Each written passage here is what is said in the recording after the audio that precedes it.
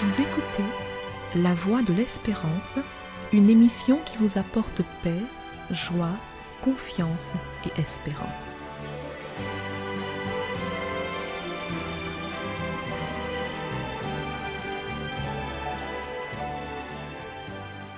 Bonjour la Guyane et bonjour à tous depuis la Guyane.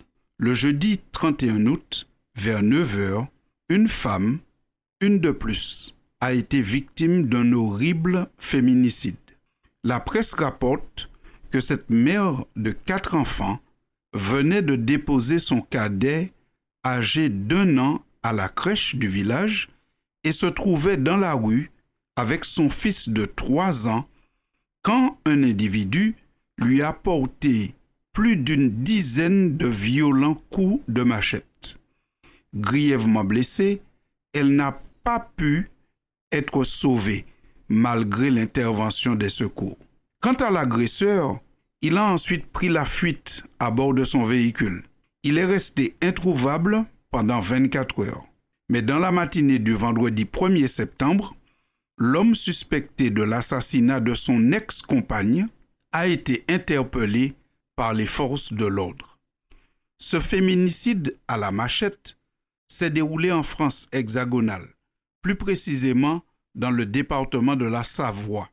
Une nouvelle affaire qui nous trouble et montre à quel point notre société dite moderne est en crise. À noter que la femme assassinée était un membre de la police, bien qu'elle n'était pas en service au moment des faits.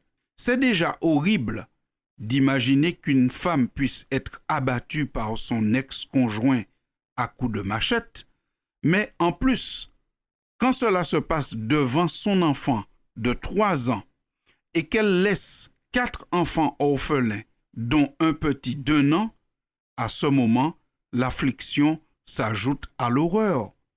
Quel sera le traumatisme de cet enfant? Y a-t-il un psychologue ou un psychiatre qui peut déjà répondre à cette question? Oh, certainement, ce sera une enfance difficile.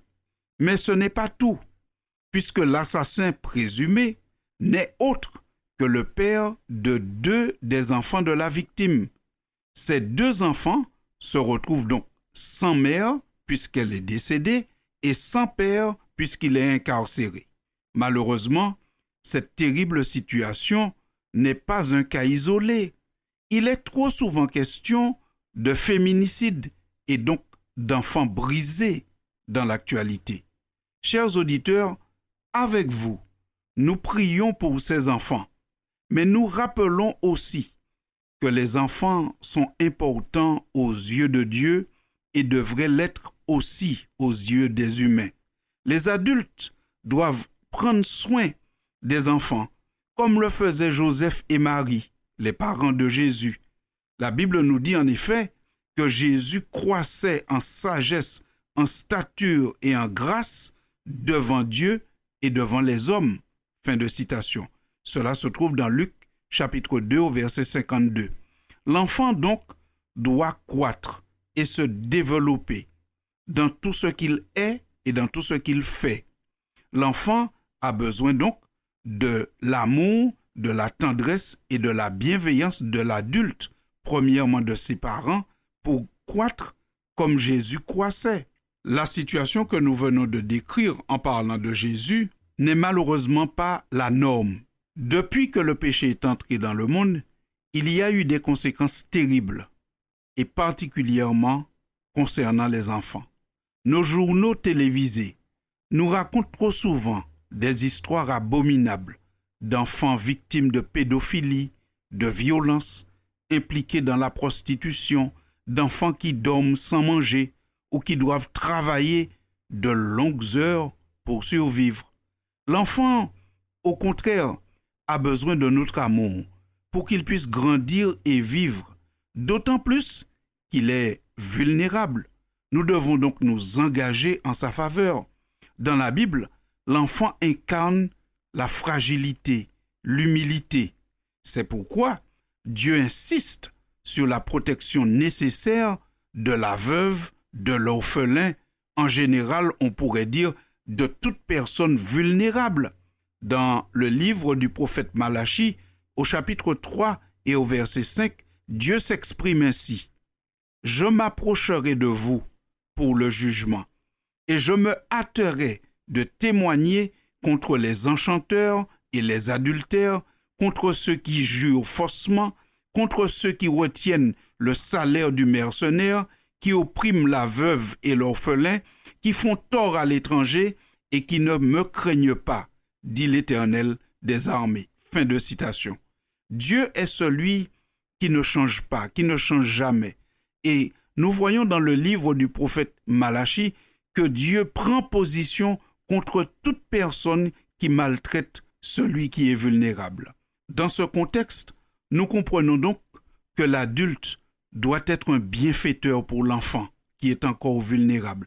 L'enfant a besoin d'être éduqué, pas d'être traumatisé. Et dans cette éducation de l'enfant, le père et la mère ont leur part à jouer. Chacun doit remplir son rôle. Chacun doit accomplir des tâches bien spécifiques envers les enfants.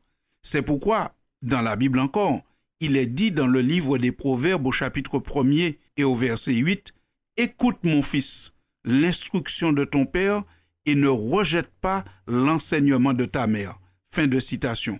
On comprend que père et mère doivent aider l'enfant à grandir. Pas seulement le père, pas seulement la mère. Et si un différend oppose les parents, il convient de tout faire pour ne pas exposer l'enfant au conflit entre les adultes. Il convient de les protéger. Il convient de les protéger et non pas de s'assassiner devant les enfants. L'enfance est comme sacrée aux yeux de Jésus. Jésus s'identifie lui-même à l'enfance. Il s'identifie aussi aux pauvres et aux malheureux. C'est pourquoi Jésus dit « Quiconque reçoit en mon nom un petit enfant, comme celui-ci, me reçoit moi-même. » Matthieu 18, verset 5. Tout cela nous fait dire que maltraiter un enfant, en quelque part, c'est maltraiter Jésus lui-même. Maltraiter un enfant, c'est maltraiter toute l'humanité. Maltraiter un enfant, quel crime abominable. Que Dieu aide chacun de nous à prendre position pour que nous soyons des personnes bienveillantes envers les enfants et que nous puissions contribuer, chacun à notre place, à faire grandir un enfant dans l'amour et dans la bienveillance. Nous prions et nous continuerons à prier pour tout enfant victime de maltraitance et de violence dans le monde. Mais en plus de prier, nous voulons agir, prendre position. Nous voulons étendre la bannière de la bienveillance sur tous les enfants. Chers auditeurs, nous vous souhaitons chacun de participer à ce beau combat dont le Christ est le chef de file. À très bientôt pour une nouvelle édition de La Voix de l'Espérance.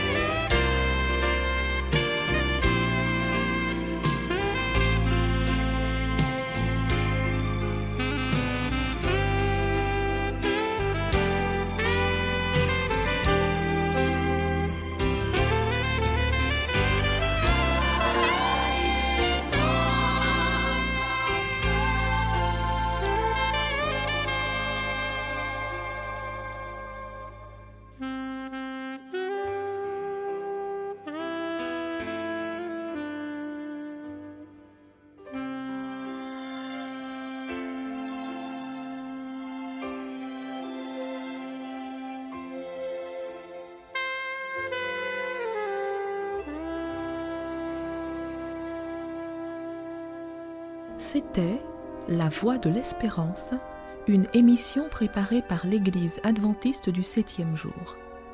Si vous désirez avoir une copie de la causerie d'aujourd'hui, demandez-la. Elle vous sera donnée gracieusement. Écrivez à La Voix de l'Espérance, boîte postale 169 97 324, Cayenne, CEDEX, ou téléphonez au 0594 25 64 26. Merci chers auditeurs et à bientôt.